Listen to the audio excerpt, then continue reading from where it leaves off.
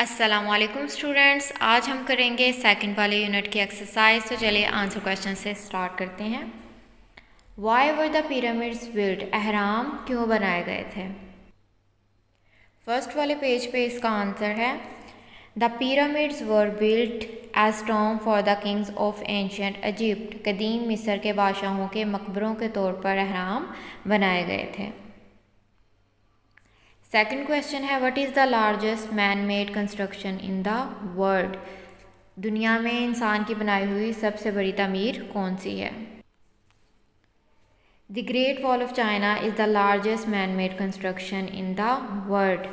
China की अजीम दीवार दुनिया में इंसान की बनाई गई सबसे बड़ी तमीर है। थर्ड वाले क्वेश्चन पे आ जाएं। Why was the Taj Mahal built? Taj Mahal क्यों बनाया गया था? Shahjahan one of the एम्पीरर्स of India. Shahjahan India के बादशाहों में से एक था। इन द 17th सेंचुरी 17वीं सदी के build the tomb in the memory of his favourite wife Mumtaz महल। उसने अपनी पसंदीदा बीवी मुमताज़ महल की यादगार के तौर पर ताजमहल बनवाया था। होप सो थर्ड क्वेश्चन भी आपको आंसर क्लियर हो गया होगा। नेक्स्ट फोर्थ पे चलते हैं।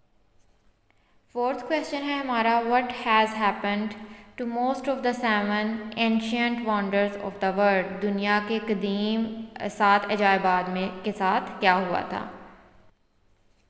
इसका आंसर भी फर्स्ट पेज पे है। ओवर द ईयर्स, साल गुजरने के साथ साथ, होएवर ताहम, सम ऑफ द 7 वंडर्स कोलैप्स्ड, 7 अजायबात में से कुछ मुनहदिम हो गए and fail into the ruins, और खंडरात बन गए। दिस मैंट दैट, इसका मतलब है लेटर राइटर, बाद में आने वाले मुसन्निफों ने मेड देयर ओन लिस्ट, अपनी खुद की फहरिस्तें बना ली of other splendid sites and building, दूसरी शानदार मकामात और अमारात की। यहाँ तक इसका आंसर होगा। फिफ्थ वाला हमारा क्वेश्चन है why was the great wall of China built? China की अजीम दीवार क्यों बनाई गई थी? इसका आंसर यहाँ से होगा the huge wall was built, ये बड़ी दीवार बनाई गई थी to keep away the fire tribes that try to invade China. उन कबीलों को चाइना से दूर रखने के लिए बनाई गई थी जो चाइना में कब्जा करने की, वहाँ घुसने की कोशिश कर रहे थे। नेक्स्ट सिक्स वाला हमारे पास क्वेश्चन है what is peculiar about the tower of Pisa? पीसा के टावर के बारे में क्या बात अजीब है?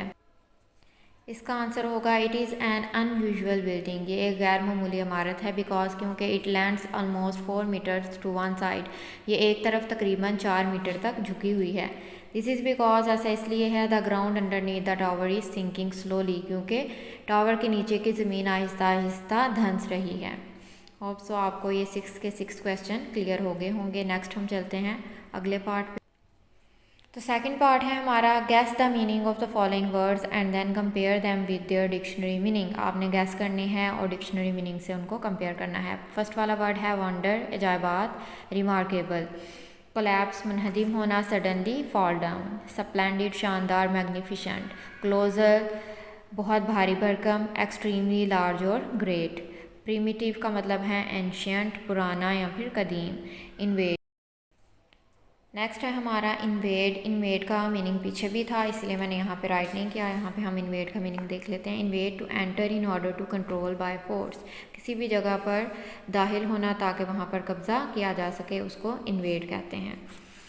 नेक्स्ट वाला यहाँ पे आ जाएँ watch tower. Watch tower a tower for a look out, किसी भी जगह को देखने के लिए, उसकी देखभाल करने के लिए जो टावर बनाए जाते हैं उसको वॉच टावर कहते हैं। अंडरनीथ, नीचे की जगह, बिलो आ सरफेस, किसी भी सतह के नीचे। लैंडमार्क, अभी इसका भी पीछे मीनिंग था वो हम चेक कर लेते हैं।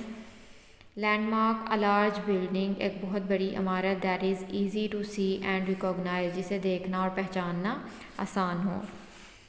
नेक्स्ट है पिरामिड। पिरामिड अहराम को कहते हैं। अ ट्रायंगुलर स्ट्रक्चर, त्रिकोण की तरह का स्ट्रक्चर होता है जिसे पिरामिड कहते हैं।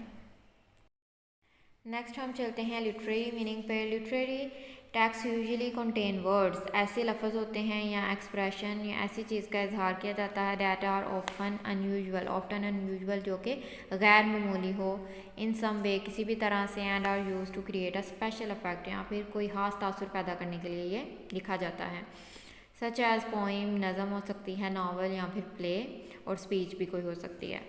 Literary text are often a fiction but they can be non fiction. ये फ़िक्शन यानी अफसानवी भी हो सकते हैं, नॉन फिक्शन गैर अफसानवी भी हो सकते हैं। Novels and short stories are fictional writing. जितने भी नावल होते हैं, छोटी कहानियाँ होती हैं, वो सारी फिक्शनल यानी अफसाने पे बेस कर रही होती हैं। Biographies and short academic essays are usually non literary texts. जितनी भी बायोग्राफीज़ आप अपने बारे में, ज़िंदगी के बारे में बताते हैं या शॉर्ट ऐसे होते हैं अकेडमिक के बारे में, वो सारी रियलिटी पे बेस करती हैं, इसीलिए ये नॉन लिटरेरी टेक्स्ट होते हैं। Some autobiographies have literary values such as The Story of My Life by Helen Keller। जबकि अपने बारे में जो आपने कहानी लिखी होती है उसमें थोड़ा सा अफसाने का टच हो सकता है, तो इसीलिए जैसे story of my life by Helen Keller ये एक लिटरेरी वैल्यू है। Next, circle the correct answer choice.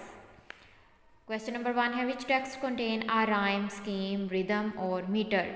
किस वाले टेक्स्ट में रिदम या राइमिंग वगैरह पाई जाती है, वो हमारी पोइम होती है। Aesop's fables is a literary text. अब फेबल्स अफसाने हैं, तो एसोप्स का जो अफसाना है वो लिटरेरी टेक्स्ट होगा, true. Any science fiction is a literary text, इसका होगा फॉल्स।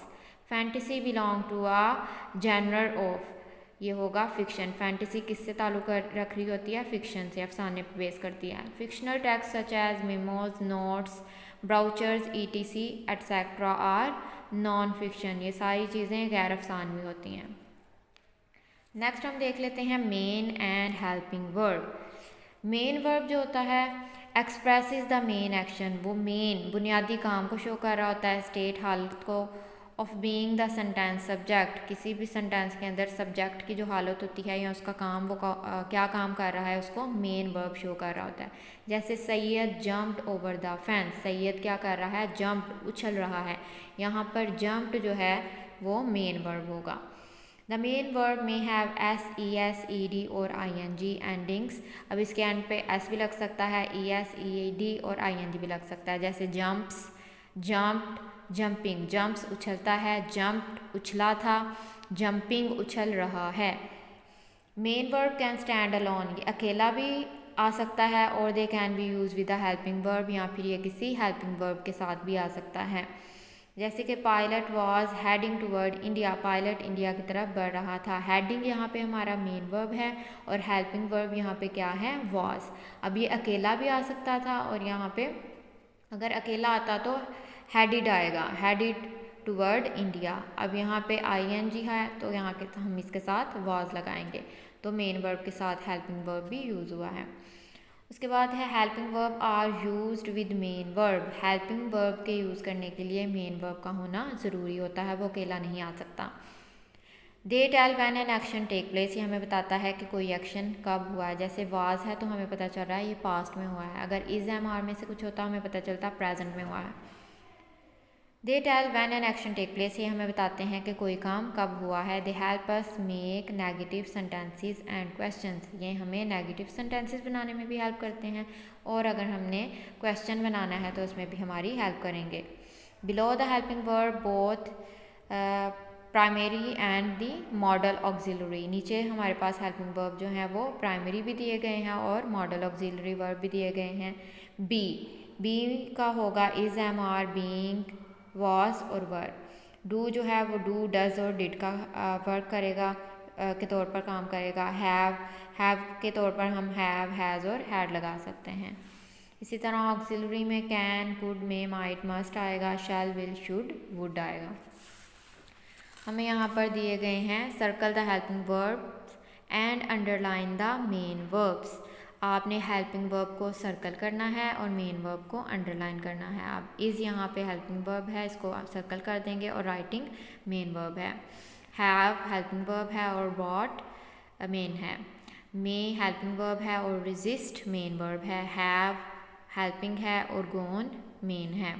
इसी तरह डिड हेल्पिंग है, रीड मेन वर्ब है, विल हेल्पिंग वर्ब है, आंसर मेन वर्ब है, would, stay, did, make, were, basking and are reading. ठीक है, और यहाँ पर हेल्पिंग है और रीडिंग मेन वर्ब है।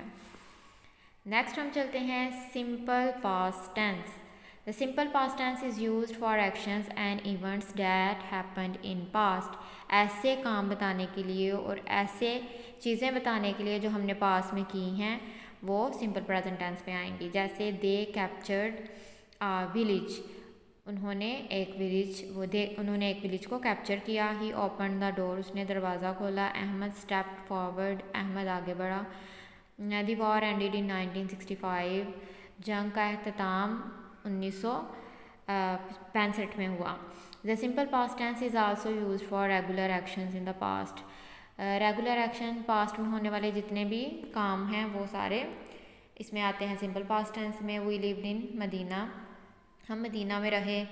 They went for a walk every morning, वो हर सुबह सैर के लिए जाते थे। यानी पास्ट में ये काम रेगुलर बेसिस पे हो रहे थे, यानी वो काम ये कर रहे थे। फॉर्मेशन इसकी क्या होगी? For regular verb add ed to the root verb of the word. जो भी वर्ब होगा उसके साथ हमने क्या लगाना है? ed लगाएंगे। For irregular verb learn the past form. अब अगर हमारे पास इरेगुलर वर्ब होगा तो उसको हम कैसे बनाएंगे? हम उसके साथ नेगेटिव बनाने के लिए डिड नॉट लगाएंगे और first form of verb use करेंगे। जैसे कि ही डिड नॉट रेस्ट, उसने आराम नहीं किया। सिंपल पास्ट नेगेटिव में हम वाज वर के साथ क्या लगाएंगे? नॉट लगाएंगे। दे वर नॉट रेडी, वो तैयार नहीं थे। नेक्स्ट हम देख लेते हैं read and underline the verb that expresses the past tense. अब वो वाले वर्ब को हमने अंडरलाइन करना है जो पास्ट टेंस को जाहिर कर रहे हैं। जैसे क्रॉस्ड, चाइल्ड बच्चे ने, रोड क्या किया? क्रॉस्ड पार कर लिया। स्पेंट उन्होंने गुजारा अ वीक एक हफ्ता इन विलेज गाँव में। अब यहाँ पे स्पेंट जो है वो ऐसा वर्ब है जो पास्ट टेंस को शो कर रहा है। इसी तरह divided, missed, embraced, graduated, seized. Next page पे हम चलते हैं। सीज्ड एंड क्रिएटेड, फाउट, ये सारे वो वाले वर्ब हैं जो कि पास्ट टेंस को इंडिकेट कर रहे हैं, इसलिए हमने इनको अंडरलाइन किया। आप अंडरलाइन कर सकते हैं, मैंने सर्कल किया हुआ है। नेक्स्ट वाला है change the following sentences from positive to negative. आपने सेंटेंसेस को पॉजिटिव से नेगेटिव में करना है। ही वॉन अ मेडल, उसने एक मेडल जीता। He did not win a medal. अब यहाँ पे वॉन था, हमने डिड के साथ फर्स्ट फॉर्म लगानी है, सेकंड नहीं लगानी है, तो डिड के साथ विन लगाएंगे। आई मेड नोट्स, मैंने नोट्स बनाए। I did not make notes, मैंने नोट्स नहीं बनाए। दे वर्क इन फील्ड्स, उसने खेतों में काम किया। दे did not work in field. उसके बाद है ही एक्सेप्टेड द इन्विटेशन, उसने इन्विटेशन एक्सेप्ट कर लिया। दे डिड नॉट, यहाँ पे सॉरी वर्क आएगा, वर्कड नहीं आएगा। They did not work in the fields. Next है they put an embargo on the arm sales. They did not put an embargo on the arm sales. He spoke to his mother about it. He did not speak to his mother about it. The teacher made a speech. Teacher ने एक speech बनाई। The teacher did not make a speech. You ate cereal for breakfast. उसने breakfast में दलिया खाया। You did not eat cereal for breakfast. तुमने breakfast यानी नाश्ते में दलिया नहीं खाया। नेक्स्ट वाले क्वेश्चन पे आ जाएं। Fill in the blanks with the verb of simple past tense written in the brackets. अब यहाँ पे आपको सिंपल पास्ट टेंस दिया गया है, उससे आपने आपको ये वर्ब दिया गया है, आपने इसको सिंपल पास्ट टेंस में चेंज करना है। जैसे बी है तो बी से क्या बन जाएगा? वॉज। फिनिश से फिनिश्ड। कम से केम। बी से वॉज। राइट से रोट, क्योंकि हमने सेकंड फॉर्म लगानी है इसलिए हमने बी से वॉज कर दिया। फिनिश से फिनिश्ड। कम से केम। बी से वॉज। राइट से रोट। गो की सेकंड फॉर्म वेंट होगी, वो लगाई है हमने। जॉइन से joined. Phone called. Believe believed. Get से got. Circle the correct spelling. यहाँ पे हॉरिबल के HORRIBLE horrible. SEN SIBLE sensible. PROB prob. ABLE able probable. Possible, forgivable and respectable, ये इनके करेक्ट स्पेलिंग होंगे, ये हमने सर्कल कर लिए हैं। नेक्स्ट है हमारे पास रिवर्सिबल एंड लेजिबल, वो हमने कर लिए हैं। नेक्स्ट है process of writing a paragraph. ये पैराग्राफ का पहले भी हमने पूरा डिटेल में पिछली वीडियो में हमने किया था एक दफ़ा, फिर हम इसके स्टेप्स रीड कर लेते हैं। प्री राइटिंग पहले आपने लिखना है। रिसर्च, अगर आपको रिसर्च की ज़रूरत है उस टॉपिक पे तो आप रिसर्च कर सकते हैं। ड्राफ्टिंग, आपने उसके अंदर कोई ड्राफ्ट ऐड करना है तो वो कर सकते हैं। रिवाइजिंग आपने दोबारा उसको पढ़ना है तो वो पढ़ें। एडिटिंग, उसके अंदर एडिटिंग करें या फिर प्रूफ रीडिंग करें बिफोर पब्लिशिंग, उसको पब्लिश करने से पहले। अब आपने पैराग्राफ राइट करना था historical building in Pakistan. Historical building in Pakistan, Pakistan में तारीखी इमारत, बादशाही मॉस्क, बादशाही मस्जिद और द एम्पीरर्स मॉस्क या फिर शहनशाहों की मस्जिद वॉज बिल्ट इन 1673, 1673 में बनाई गई थी बाय द मुगल एम्पीरर औरंगजेब इन लाहौर, जो कि मुगल बादशाह औरंगजेब ने लाहौर में बनाई थी। It is one of the city's best known landmark, ये शहर की अजीम मुकामात में से एक है। And a major tourist attraction, और सियाहों के लिए बड़ी तवज्जो का मरकज़ है। And characterizes the beauty of Mughal era, और मुगलिया दौर की खूबसूरती की अक्कासी करती है। It is capable of accommodating over 55,000 worshippers, ये 55,000 नमाजियों को एडजस्ट करने की सलाहियत रखती है। It is the second largest mosque in Pakistan after the Faisal mosque in Islamabad, Islamabad की फैसल मस्जिद के बाद ये पाकिस्तान की दूसरी बड़ी मस्जिद है। The imam Kaaba sheikh Abdurrahman has also led prayers in this mosque in 2007, Kaaba के इमाम शेख अब्दुर्रहमान ने 2007 में यहाँ नमाज की इमामत भी करवाई थी। होप सो आपको ये सारा क्लियर हो गया होगा और सारी एक्सरसाइज की आपको अच्छी तरह से समझ आ गई होगी। तो नेक्स्ट थर्ड वाला चैप्टर मैं नेक्स्ट वीडियो में आपके साथ शेयर करूँगी। तब तक के लिए अल्लाह हाफिज़।